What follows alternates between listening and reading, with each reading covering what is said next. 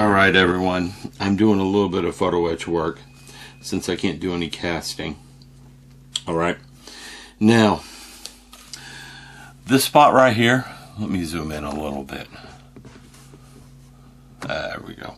This spot right here, there's a raised detail. There's a raised detail here. Both those have to come off. There's photo etch parts to replace that detail. Alright, so got a couple tools at my disposal. I have some scrapers. This scraper wouldn't work for that. I've got a big, broad, flat edge tipped scraper that would work much better for that. I'm getting him out of his package. This. The tip of this would work much better for that. But this can take off a lot of material at once, and that's not what I want to do. I'm going to use that when I'm done to smooth. I'm going to use my X-Acto knife, and you just got to be really careful when you do this. I just come in here and I don't force it. I'm just taking off a little bit at a time. Just scraping it off the top, if you guys can see that. Okay. Here, let's try that. There we go.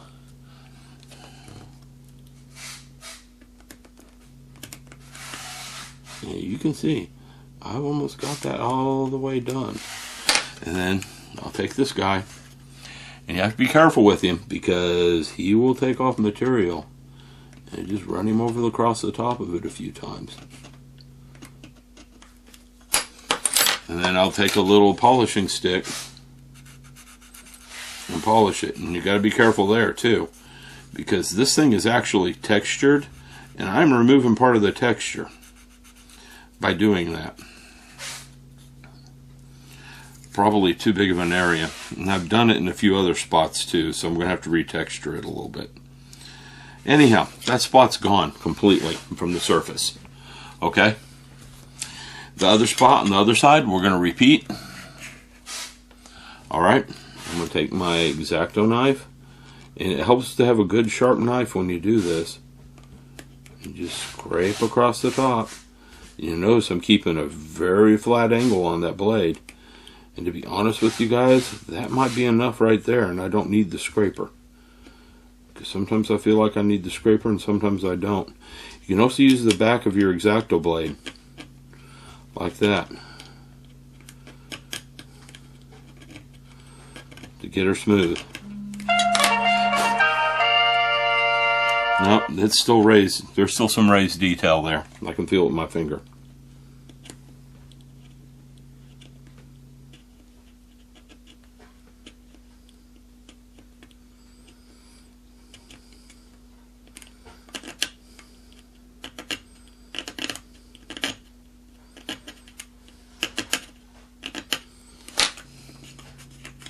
Still feel it with my finger, but there isn't much there at all, just at the end.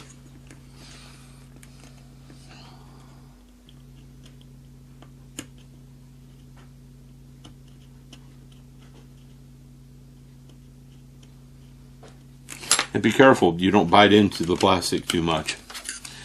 And I'm going to sand the end of that a little bit, I think.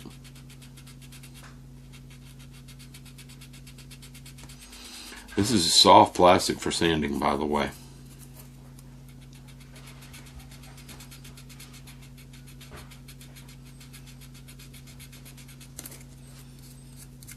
And that detail's gone as well. Alright. Now I'm going to take my photo etch, cut out the two parts. I'm trying my new tile for the first time. So let me get my black tile in here. We'll get my two photo etch parts in register. My finger's pointing at them right there. I'm going to take my knife, and this is the knife I've been cutting them with, and we're going to see how cutting on this tile works.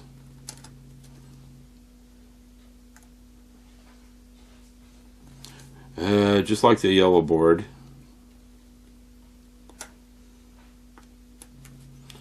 For the most part.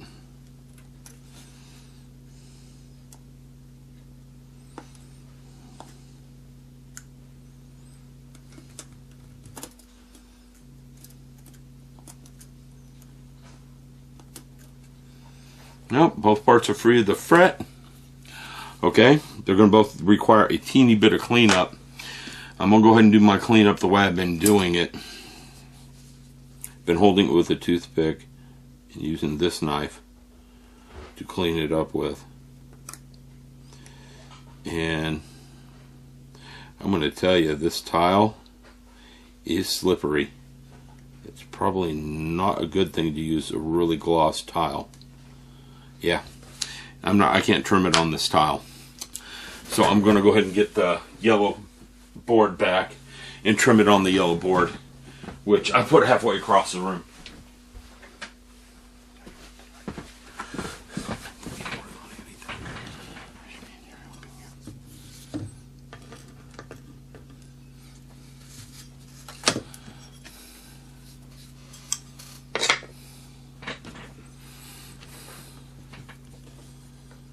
Is that gloss board, the black and brass have good relief detail on them, so it's easy for me to see what needs to be trimmed and what doesn't.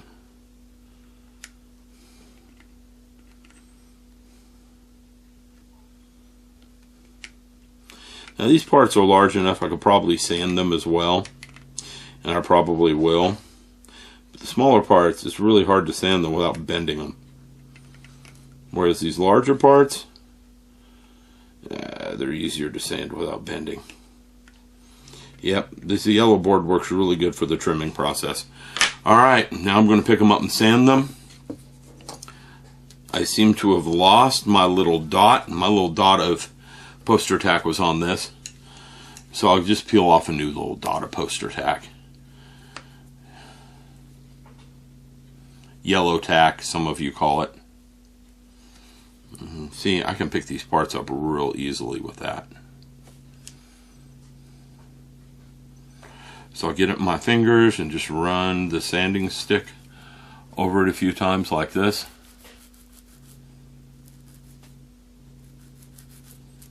To clean up the edge. The other two edges don't catch on my finger. So I'm going to put that part back down, pick up this other part, which I'm way off camera. Pick up this other part. I like picking them up with this because there's no chance of them zinging. You know, tweezers, if you catch them wrong, things pop out of the tweezers and go flying across the room. You know, they fly across the room and hit the cat in the eye, and then the cat freaks out and goes running off with the part stuck in their fur. And you don't find the fur for like 2 months. I mean, the part. Yeah, that's never happened, but it's just a what if. And if I do it this way, as I'm trying to show off, it falls. Okay, got those parts out, got the areas removed. I'm getting a toothpick and my trusty super glue. Let's zoom back out so we can see. Got my Gorilla Glue.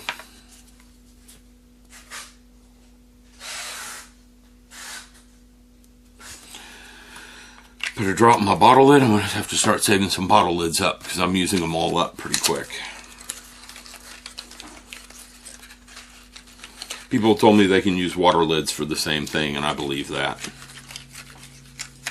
You know, from lids from bottles of water. I believe you can do that.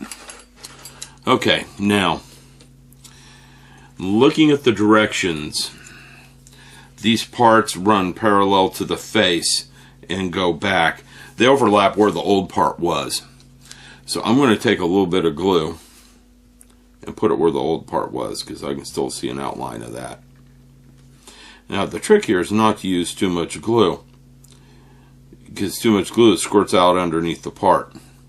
Too little glue in the part won't stick properly.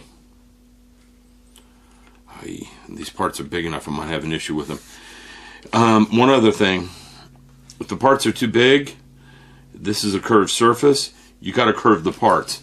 So what I've been doing to curve the part is running my X-Acto handle over it on my cutting mat a couple of times, and that curves the part up very nicely. Okay? And gives it almost the same contour I need for this surface. And sticking part on surface. The other problem with poster tack is sometimes it holds on better than the glue does. And that's never a happy thing.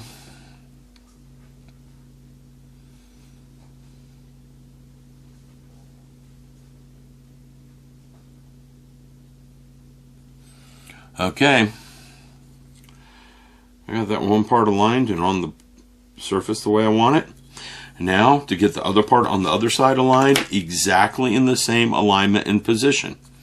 So you can't tell the difference between the two parts on either side. I should have enough glue on there.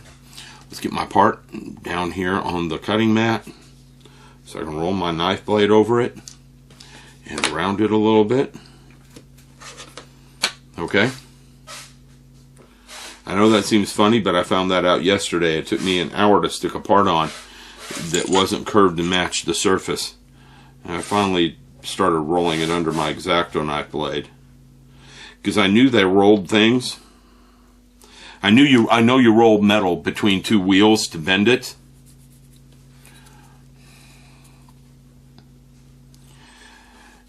I knew that's how they did that. So I'm not surprised that that would work. And of course, I'm having one of these days where my glue holds up pretty quick.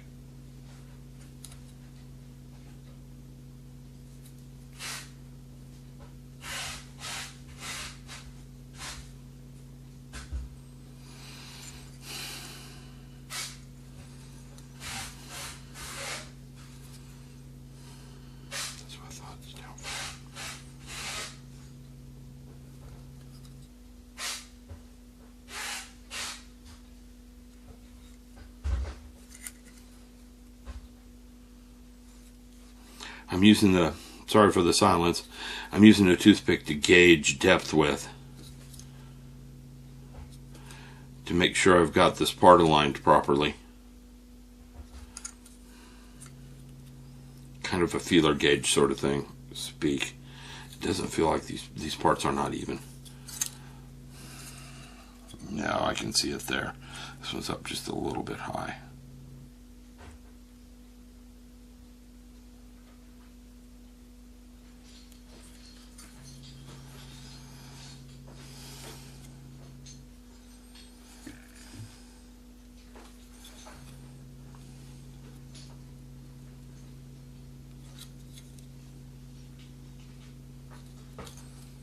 Doesn't look the same, but they measure out the same. Okay, and there you go. We've got the photo etch installed. Those two parts went really quickly. There are some parts that worry me a little bit because they go across here. And yeah, here, let's zoom in on that. These parts worry me a bit because they go across right here. Okay, and that's, I'm about to cut a piece off and just look at it and see how it lines. If it aligns across underneath that tab, I might just leave it and not sand anything and file anything. But I think it has to go across the top of that tab, and that worries me. I'm also going to go have the wife's expert eyes check these two parts because they feel like they're off on me a little bit. And if that's the case, I need to fix it like now. Well, that one came free, so I'm fixing it now because it's not gluing down again. Nope. I have to apply more glue. Anyhow, everyone, we're talking and we're running up the time on the footage of this. So I'm going to get to work. I'll come back and show you guys anything interesting that comes along. Like those parts on the side. By the way, the two parts I'm working on right now are parts number 28. Because, again, the photo etch directions are not the best in the world. So I'm having to guess a little bit on them. Okay? Let me go run that past the wife and see what she thinks about alignment. I'll be back in a little bit, guys.